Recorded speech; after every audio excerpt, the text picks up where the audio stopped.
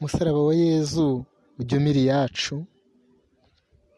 Musaraba mwiza w'ibibazo byanjye, burya ushushanya uwo wankunze. Ndagusingiza, ndagushima, ndakurata, ndakuramya. Ndagukunda ariko urakanda, ndagukumbura nkagutinya.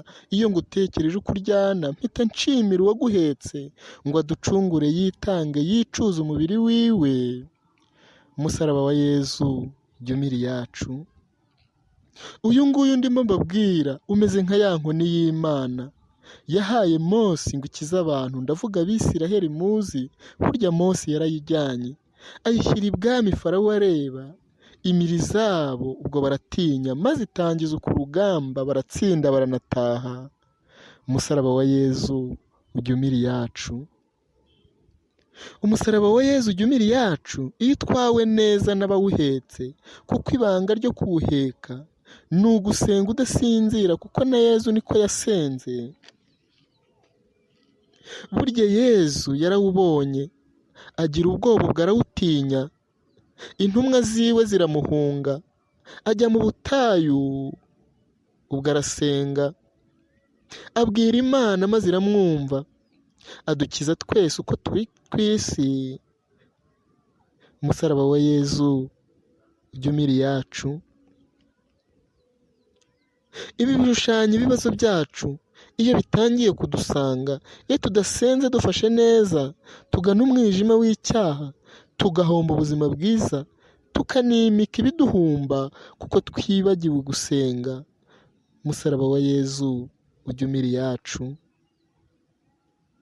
Burya yatangiye urwo rugamba, abamukundaga barahunga, intumwa ziwe ubwo ziraryamye, awusindagira na rumwe, arawugwana gatatu kose, ariko aremera arawujyana, aranatemba ariko aratsinda. Umusaraba wa Yezu ujya umira iyacu. Ibi bishushanya ibibazo byacu, ubuzima bwacu iyo butugoye, inshuti zacu ziraduhunga, n'abavandimwe bakagenda, n'ababyeyi ubwo bagatinya, ukawusindagira n'uri umwe. Iyo udasenze ubirimo neza, uhita uhomba ubuzima bwawe, kuko utarebeye kuri Yezu. Musaraba mwiza ujya umira iyacu. Ibibazo byacu aho biba byiza, bituma usenga, ubwo ukaba maso, bituma ukunda, birakosora. Ntitukabyange, nitubikunde, nibyo twigiramo iyo Mana.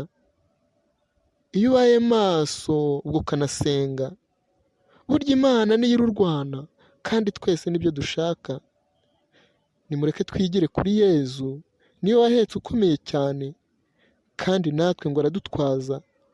Iyo dutwaza tugana Imana. Musaraba wa Yezu ujya umira iyacu. Mwari kumwe na Minani Froduwari, nimugire amahoro.